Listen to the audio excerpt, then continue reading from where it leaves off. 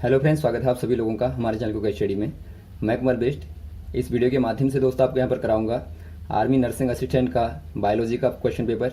यानी दोस्तों यहाँ पर आपको जीव विज्ञान के महत्वपूर्ण क्वेश्चन मिलेंगे जो बार बार पूछे गए हैं और बहुत पूछे जाने की संभावनाएं रहती हैं। तो आराम से आप वीडियो को देखेंगे शुरू से लेकर आखिर तक, और जो भी क्वेश्चन यहाँ पर देखते हैं दोस्तों आप सारे क्वेश्चनों को लगातार नोट करेंगे। तो शुरू करते हैं आज के क्वेश्चनों को। पहला क्वेश्चन दोस्तों आपको दिखाई देता है, किस विटामिन को असंक्रमित विटामिन कहा जाता है। यानी आपसे पूछा गया है which vitamin is known as anti infective vitamin. दोस्तों यहाँ पे देखिए एंटी इन्फेक्टिव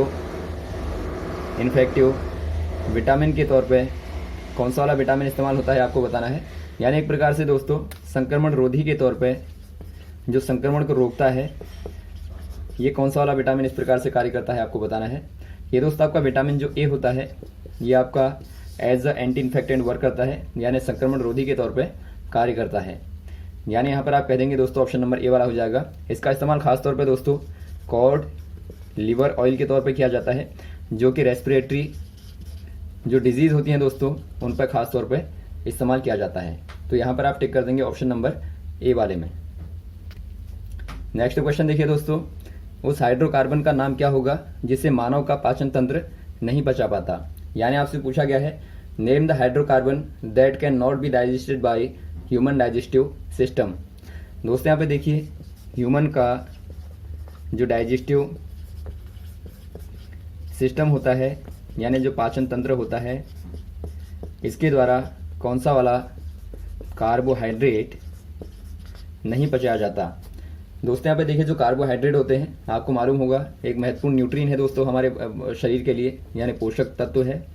यहाँ पर आप देखते हैं एग्जांपल के तौर पे ग्लूकोज को, या फिर आप देखें फ्रुक्टोज को, या फिर आप शुगर को देखें दोस्तों, ये सारे क्या हैं, ये हाइड्रोकार्बन के एग्जाम्पल हैं। या फिर आप सेलुलोज को देखें, इनमें से दोस्तों जो आपका सेलुलोज होता है ये आपका बहुत ही ज़्यादा कॉम्प्लेक्स कार्बोहाइड्रेट होता है। यदि आप इसका फॉर्मूला देखें केमिकली तो ये आपका यहाँ पर होता है C6H10O5 और बाहर से होल एन कर देंगे। होल एन कहने का मतलब है दोस्तों एक प्रकार से ग्लूकोज की लंबी चेन होती है, यानी ग्लूकोज की बहुत लंबी चेन होती है जहाँ पे बहुत सारे ग्लूकोज यहाँ पे पाए जाते हैं। यदि आप एन कर देंगे दोस्तों तो एक प्रकार से पॉलीमर बनता है। यानी आप कह देंगे सेलुलोज क्या है दोस्तों, एक प्रकार का पॉलीमर है जहाँ पे बहुत सारे ग्लूकोज के मॉलिक्यूल जुड़े रहते हैं। तो इसीलिए बहुत ज़्यादा कॉम्प्लेक्स होता है, पचाना बहुत मुश्किल होता है। तो मानव के द्वारा दोस्तों इसका पाचन नहीं होता है। यदि आप देखें जानवरों की बात करें, एनिमल की बात करें, तो एनिमल दोस्तों इसको पचा लेते हैं। और एक खास तौर पे जो प्लांट होते हैं, ये क्वेश्चन भी बार बार पूछा जाता है कि बताइए सेलुलोज कहाँ से ऑब्टेन होता है। तो जो सेलुलोज होता है दोस्तों ये प्लांट की जो बाहरी सेल वॉल होती है, जो सेल वॉल होती है यानी कोशिकाओं की दीवारें होती हैं दोस्तों, वहाँ पे एक प्रकार से स्ट्रक्चरल कंपोनेंट के तौर पर पाया जाता है। यानी आप कह देंगे ये खालों में दोस्तों पेड़ों की पाया जाता है खास तौर पर। तो यहाँ पर आप टिक कर देंगे ऑप्शन नंबर डी वाले में। नेक्स्ट क्वेश्चन देखिए दोस्तों, कोशिका के केंद्रक को किसने खोजा। यानी आपसे पूछा गया है nucleus of the cell was discovered by. यदि आप बात करें दोस्तों यहाँ पर सेल को एक ले लें, यानी आपने यहाँ पर कोशिका को ले लिया। कोशिका क्या होती है दोस्तों, ये हमारे शरीर की छोटी इकाई होती है, यानी सबसे छोटी इकाई एक प्रकार से आप कह देंगे। यानी आप कहते हैं दोस्तों इनिशियल या फिर आप कहें फंडामेंटल यूनिट होती है। यानी इसी के माध्यम से दोस्तों सारे जीवधारियों का शरीर बनके मिलके बना होता है। तो यहाँ पे देखिए सेल जो होती है दोस्तों यहाँ पे इसके मुख्य 2-3 एक पार्ट होते हैं, जहाँ पर बीच में दोस्तों क्या होता है, बीच में यहाँ पे न्यूक्लियस होता है यानी केंद्रक होता है। और बाहर से दोस्तों यहाँ पे जीव द्रव्य होता है यहाँ पे, और यहाँ पे बाहर से झिल्ली होती है यानी एक प्रकार से मेम्ब्रेन पाई जाती है। अब यहाँ पे देखिए दोस्तों यदि आप बात करें न्यूक्लियस यानी कि केंद्रक की खोज किसके द्वारा की गई थी, तो ये की गई थी दोस्तों रॉबर्ट ब्राउन के द्वारा। आप याद रखेंगे रॉबर्ट ब्राउन के द्वारा दोस्तों, जो कि एक प्रकार से बॉटनिस्ट थे। तो रॉबर्ट ब्राउन के द्वारा इसकी खोज की गई थी। एक क्वेश्चन ये भी आता है दोस्तों, यदि आप सेल की बात करें, सेल की खोज किसने की थी, यानी कोशिका की खोज किसके द्वारा की गई थी, तो ये की गई थी रॉबर्ट हुक के द्वारा। तो आप इसको भी याद रखेंगे। तो यहाँ पर जो ऑप्शन होगा दोस्तों ऑप्शन नंबर आपका बी वाला राइट होगा। नेक्स्ट क्वेश्चन देखिए दोस्तों, माइटोसिस एक प्रक्रिया है। यानी आपसे पूछा गया है mitosis is the process of. यदि आप बात करें दोस्तों माइटोसिस की, तो माइटोसिस एक प्रोसेस होती है दोस्तों सेल डिवीजन की। सेल डिवीजन की प्रोसेस होती है, यानी आप कह देंगे कोशिका के विभाजन की प्रक्रिया होती है। यहाँ पे क्या होता है दोस्तों, यहाँ पर एक पेरेंट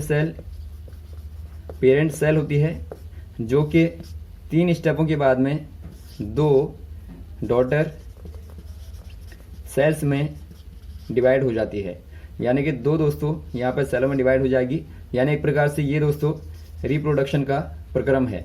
तो यहाँ पर आप देखते हैं जो 3 स्टेप होते हैं, क्वेश्चन आता है बार बार, तो आप स्टेपों को याद रखेंगे। जो पहला वाला होता है दोस्तों, पहला जो होता है ये आपका होता है प्रोफेज, और सेकंड वाला आपका होता है मेटाफेज, और थर्ड वाला यहाँ पर होता है टोलेफेज। यानी 3 फेजों के माध्यम से दोस्तों ये सेल डिवीजन होता है। तो यहाँ पर आप टिक कर देंगे ऑप्शन नंबर बी वाले में, सेल डिवीजन होता है। नेक्स्ट क्वेश्चन देखिए दोस्तों, भारत के पादप शरीर विज्ञान के जनक कौन हैं? यानी आपसे पूछा गया है father of Indian plant physiology. यदि आप बात करें दोस्तों प्लांट फिजियोलॉजी यानी कि जो पादपों का शरीर विज्ञान होता है, भारत में यदि आप बात करें दोस्तों, तो भारत में इसके जो जनक माने जाते हैं वो सर J.C. बोस या फिर आप कहें दोस्तों जगदीश चंद्र बसु माने जाते हैं। यानी J.C. बोस यहाँ पर आप कह देंगे। यदि आप बात करें इंडिया की दोस्तों, आप ध्यान देंगे यहाँ पर भारत की बात करें। यदि आप वर्ल्ड वाइड की बात करें दोस्तों, तो यहाँ पर हो जाएंगे स्टीफन होल्स। आप ध्यान देंगे ये हो जाएंगे दोस्तों स्टीफन यहाँ पे स्टीफन हेल्स। यानी कि वर्ल्ड वाइड में दोस्तों जो जनक माने जाते हैं, फादर माने जाते हैं, वो आपके स्टीफन हेल्स यहाँ पर होंगे। तो यहाँ पे जो क्वेश्चन पूछा गया है इंडिया का पूछा गया है, तो आप कह देंगे ऑप्शन नंबर ए वाला यहाँ पर राइट होगा। नेक्स्ट क्वेश्चन देखिए दोस्तों, किन पादप कोशिकाओं के द्वारा जल ऊपर की ओर ले जाया जाता है? यानी आपसे पूछा गया है upward conduction of water occurs through which type of plant cells. यानी आपसे पूछा गया जो प्लांट होता है दोस्तों, यानी जो पादप होता है, यदि आप यहाँ पे बात करें दोस्तों रूट के द्वारा क्या होता है, यानी कि जड़ों के द्वारा यहाँ पर वाटर का और जो मिनरल होते हैं यानी जो खनिज होते हैं दोस्तों, इनका क्या होता है, खनिजों का और पानी का एब्जॉर्प्शन होता है। एब्जॉर्प्शन होने के बाद में दोस्तों ये पूरी भागों में यानी कि पेड़ के सारे भागों में, यहाँ से लेके आपका लीफ तक या फिर आप बात करें नीडल्स तक दोस्तों या शाखों तक, ये सारा यहाँ पे पहुँचाया जाता है। तो ये किसके द्वारा कार्य होता है आपको बताना है, ये कौन सी वाली सेल्स के द्वारा यहाँ पे होता है। यहाँ पे देखिए दोस्तों मेनली यहाँ पे जो प्लांट में होते हैं, खासतौर पर जो वस्कुलर प्लांट होते हैं दोस्तों, इनमें 2 प्रकार के जो मेन आपके ट्रांसपोर्ट टिश्यू होते हैं या फिर आप कहें दोस्तों कोशिकाएं होती हैं, सेल्स होती हैं। इनमें से पहला होता है दोस्तों जाइलम, पहला आपका जाइलम होता है, और सेकंड वाला आपका होता है फ्लोएम। यहाँ पे देखिए जो जाइलम होता है दोस्तों क्या कार्य करता है, ये वाटर को और जो मिनरल होते हैं इनको दोस्तों रूट से पादप के सारे भागों तक यानी कि शाखाओं तक या फिर आप कहें पत्तियों तक यानी लीव्स तक दोस्तों पहुंचाने का कार्य करता है। और यहाँ पे देखिए पादपों के द्वारा जो पत्तियों के द्वारा जो भोजन बनता है यानी लीव्स के द्वारा दोस्तों जो फूड बनेगा, जैसे कि आप देखते हैं फोटोसिंथेसिस के माध्यम से यानी प्रकाश संश्लेषण के माध्यम से, तो लीव्स के द्वारा जो दोस्तों फूड यहाँ पर कलेक्ट होगा, ये फूड यहाँ पे अलग अलग भागों तक ले जाने का जो कार्य करता है वो आपका फ्लोएम करता है। यानी कि फ्लोएम के द्वारा दोस्तों ये अलग अलग पार्टों तक पहुँचाया जाएगा। तो आप दोनों को ही याद रखेंगे। तो यहाँ पे जो पूछा गया है दोस्तों, यहाँ पर आप कह देंगे जाइलम वाली ऐसी सेल्स होती है, या फिर आप कहें जाइलम वाला दोस्तों ऊतक होता है जो कि पानी को दोस्तों कंडक्ट करता है। ऑप्शन नंबर ए वाले में आप टिक कर देंगे। नेक्स्ट क्वेश्चन देखिए दोस्तों, पादप के किस भाग के द्वारा वाष्पन होता है? यानी आपसे पूछा गया है transpiration occurs through which plant part. यानी जो ट्रांसपिरेशन होता है दोस्तों, ट्रांसपिरेशन जो होता है या फिर आप इसको कह सकते हैं जो वाष्पन होता है, ये पादप के कौन से वाले भाग के द्वारा होता है? आपने देखा होगा दोस्तों, यदि आप लीव्स को देखें यानी पत्तियों को देखें, जो लीव्स होती हैं, जो पत्तियां होती हैं दोस्तों, इनमें देखिए छोटे छोटे यहाँ पे जो आपका बाहर वाला एपिडर्मिक वाला पार्ट होता है, आप इसको कह देते हैं एपिडर्मिक। ये बाहर का जो एपिडर्मिक वाला पार्ट होता है दोस्तों, यहाँ पे छोटे छोटे स्ट्रक्चर होते हैं जो कि एक प्रकार से आप कह सकते हैं होल के टाइप के दोस्तों, या फिर आप इनको बायोलॉजी में कहते हैं दोस्तों स्टोमेटा। जो स्टोमेटा होते हैं दोस्तों, या फिर आप इनको हिंदी में कह सकते हैं रंध्र जो होते हैं, ये क्या कार्य करते हैं, ये पादपों में यहाँ पे वायु का या फिर आप कहें CO2 का, कार्बन डाइऑक्साइड का दोस्तों, और साथ में वाटर का दोस्तों, यहाँ पर आप कह देंगे कार्बन डाइऑक्साइड और वाटर का यहाँ पे क्या करता है, एक्सचेंज करता है एटमॉस्फेयर और लीफ के बीच में। यानी जो एटमॉस्फेयर होता है एटमॉस्फेयर होता है दोस्तों यानी कि वायुमंडल जो होता है, और जो पत्ती होती है, दोनों के बीच में वायु का यानी CO2 का दोस्तों और साथ में वाटर का यहाँ पर एक्सचेंज करता है यानी कि परिवहन करता है। तो यहाँ पर आप टिक कर देंगे ऑप्शन नंबर कौन से वाले में, बी वाले में टिक कर देंगे। स्टोमेटा दोस्तों आप इनको कहते हैं। नेक्स्ट क्वेश्चन देखिए दोस्तों, निम्न में कौन एक पादप वृद्धि प्रवर्तक हार्मोन नहीं है। यानी आपसे पूछा गया है which one is not a growth hormone, यानी आपसे पूछा गया है which one is not growth promoters hormone in plant. दोस्तों यहाँ पर आपसे पूछा गया है प्लांट ग्रोथ प्रमोटर्स हार्मोन, यानी जो पादपों को दोस्तों वृद्धि प्रदान करते हैं यानी उनमें एक प्रकार से ग्रोथ करते हैं, ऐसे वाले हार्मोन्स कौन से वाले होते हैं, कौन सा वाला नहीं है, इनमें से आपको बताना है। पहले आप देख लेंगे दोस्तों जो मेन ग्रोथ हार्मोन होते हैं प्लांट में वो क्या होते हैं। इनमें से पहला होता है दोस्तों ऑक्सिन। ऑक्सिन एक मेन यहाँ पे ग्रोथ हार्मोन होता है पादपों में, प्लांट्स में। दूसरा आपका होता है साइटोकाइनिन, और तीसरा होता है दोस्तों जिब्रेलिन। और यहाँ पर आप देखते हैं पहले 3 वाले दोस्तों यहाँ पर आपको दिए गए हैं, यानी ये आपके ग्रोथ हार्मोन होंगे। जो आपका 4th वाला दिया है दोस्तों एब्सिसिक जो एसिड यहाँ पर आपको दिया गया है, एब्सिसिक जो एसिड है दोस्तों, यह एक प्रकार से क्या होता है, यह आपका स्ट्रेस हार्मोन होता है। यानी ये दोस्तों क्या है, एक प्रकार से ये आपका ग्रोथ हार्मोन नहीं होता। तो ऑप्शन नंबर यहाँ पर आप डी वाले में टिक कर देंगे, एब्सिसिक एसिड यहाँ पे दोस्तों होता है। नेक्स्ट क्वेश्चन देखिए दोस्तों, गैर सहजीवी N2 यानी कि नाइट्रोजन फिक्सिंग वाले साइनोबैक्टीरिया क्या हैं। यानी आपसे पूछा गया है non symbiotic N2 fixing cyanobacteria. दोस्तों यहाँ पे देखिए जो साइनोबैक्टीरिया होते हैं क्या होते हैं पहले आप जान लेंगे। साइनो जो बैक्टीरिया होते हैं दोस्तों, एक प्रकार से आप इनको शैवाल कह सकते हैं। यानी ये दोस्तों ब्लू ग्रीन कलर के एल्गाई होते हैं। अब यहाँ पे देखिए, यहाँ पे फिक्सिंग को आप समझेंगे, जो नाइट्रोजन फिक्सिंग होती है दोस्तों, ये क्या है नाइट्रोजन फिक्सिंग। आपको मालूम होगा जो प्लांट होते हैं इनको दोस्तों खास तौर पर न्यूट्रिएंट के तौर पे नाइट्रोजन चाहिए होती है, लेकिन जो नेचर में दोस्तों N2 होती है, पादप इसको यहाँ पे फ्री फॉर्म में एक्सेप्ट नहीं कर पाते। यानी आप N2 के फॉर्म में दोस्तों इनको नहीं दे सकते। यानी यहाँ पे दोस्तों आपको चाहिए कि N2 को किसी कंपाउंड के फॉर्म में, जो नाइट्रोजन का कोई कंपाउंड हो, कंपाउंड के फॉर्म में दोस्तों, या फिर आप कहीं यौगिक के रूप में यहाँ पे स्टोर कर लिया जाए और बाद में प्लांट यहाँ पे इसका इस्तेमाल कर ले। यानी आप कह सकते हैं दोस्तों जो नाइट्रोजन होती है, नाइट्रोजन को नाइट्रोजन कंपाउंड के फॉर्म में जो स्टोर करना होता है, यही क्या है नाइट्रोजन फिक्सिंग कहलाती है। यहाँ पर खास तौर पे दोस्तों N2 को अमोनिया के तौर पे स्टोर किया जाता है रूटों में। अब यहाँ पे देखिए जो कि आपको पूछा गया है, ये दोस्तों आपका नॉन सिम्बियोटिक है। नॉन सिम्बियोटिक कहने का मतलब है दोस्तों, यहाँ पे देखिए पहले आप सिम्बियोटिक को जान लेंगे। सिम्बियोटिक क्या होते हैं, आपने देखा होगा दोस्तों जो प्लांट होते हैं, प्लांट के बाहर से यहाँ पर छोटे छोटे स्पीसीज होते हैं। स्पीसीज यहाँ पे होते हैं, जैसे कि आपने शैवालों को देखा होगा, यानी एल्गाई को देखा होगा, या आप फंगी को देखते हैं। तो ये दोस्तों क्या है, यहाँ पे पहला स्पीसीज है, यानी पहला जीव है दोस्तों, और ये आपका अनदर है, यानी सेकंड वाला स्पीसीज दोस्तों पहले वाले के ऊपर है। तो आप सेकंड वाले को क्या कह देते हैं, इसको आप कह देते हैं सिम्बियोटिक, यानी सहजीव। तो यहाँ पर आपको पूछा गया है जो नॉन सिम्बियोटिक वाले N2 फिक्सिंग वाले साइनोबैक्टीरिया होते हैं वो कौन से वाले हैं। ये दोस्तों यहाँ पर हो जाएगा ऑप्शन नंबर आपको सी वाला दिया है, नोस्टॉक। नोस्टॉक दोस्तों एक प्रकार का साइनोबैक्टीरिया है जो कि नॉन सिम्बियोटिक N2 फिक्सिंग में काम करता है दोस्तों। तो ऑप्शन नंबर यहाँ पर आप सी वाले में टिक कर देंगे।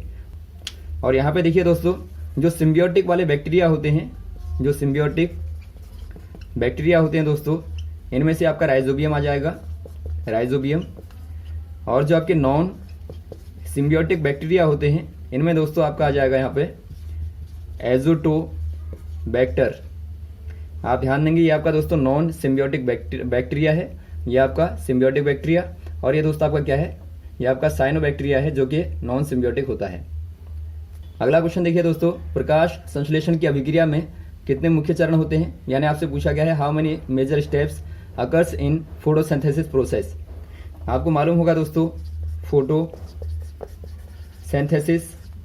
जो प्रोसेस होती है, यानी आप इसको प्रकाश संश्लेषण कह देते हैं। यहाँ पे क्या होता है दोस्तों, पादप क्या करते हैं, अपना भोजन तैयार करते हैं सनलाइट में, यानी सूर्य के प्रकाश में भोजन को बनाते हैं। यहाँ पे देखिए, यदि आप केमिकली रिएक्शन को देखें तो यहाँ पर रिएक्शन होती है दोस्तों, H2O होता है, कार्बन डाइऑक्साइड होती है, और साथ में यहाँ पे सनलाइट होती है, और दोस्तों क्लोरोफिल यहाँ पे दोस्तों होता है, जो कि प्लांट की लीव्स में होता है। अब यहाँ पे देखिए, सनलाइट को एब्जॉर्ब किया जाएगा तो यहाँ पे रिएक्शन होगी, और यहाँ पे क्या बनेगा, यहाँ पे दोस्तों खास तौर पे ग्लूकोज बनता है, या फिर आप स्टार्च कह सकते हैं, यानी C6H12O6 यहाँ पे बनेगा, और साथ में दोस्तों O2 यहाँ पे रिलीज होती है। अब देखिए दोस्तों, ये क्या है, ये पादप का न्यूट्रिन है, या फिर आप कह सकते हैं ये ऑर्गेनिक दोस्तों, ऑर्गेनिक न्यूट्रिन है, या फिर आप कहें फूड है। अब यहाँ पे देखिए दोस्तों, यदि आप यहाँ पे देखें रिएक्शन में कितने मुख्य पार्ट होते हैं, मेजर पार्ट होते हैं। यहाँ पे 2 मेजर पार्ट होते हैं। पहला पार्ट होता है दोस्तों, आप इसको कहते हैं लाइट रिएक्शन।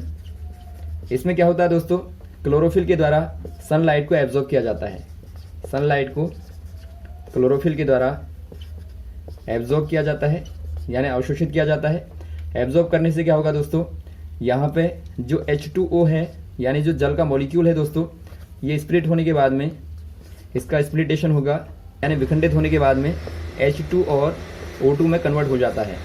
और सेकंड रिएक्शन होती है दोस्तों डार्क रिएक्शन, आप सेकंड वाली को कहते हैं डार्क रिएक्शन। डार्क रिएक्शन में क्या होता है दोस्तों,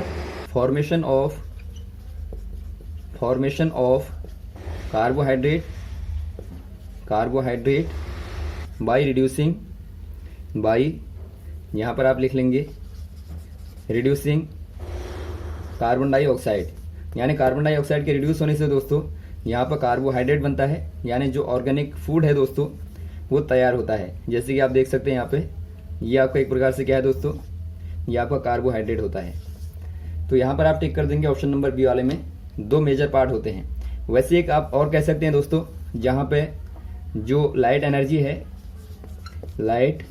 एनर्जी कन्वर्ट होती है केमिकल एनर्जी में, ये आपका थर्ड पार्ट हो सकता है। लेकिन जो मेजर पार्ट होते हैं, यानी जो मुख्य भाग होते हैं, वो आपके 2 होते हैं।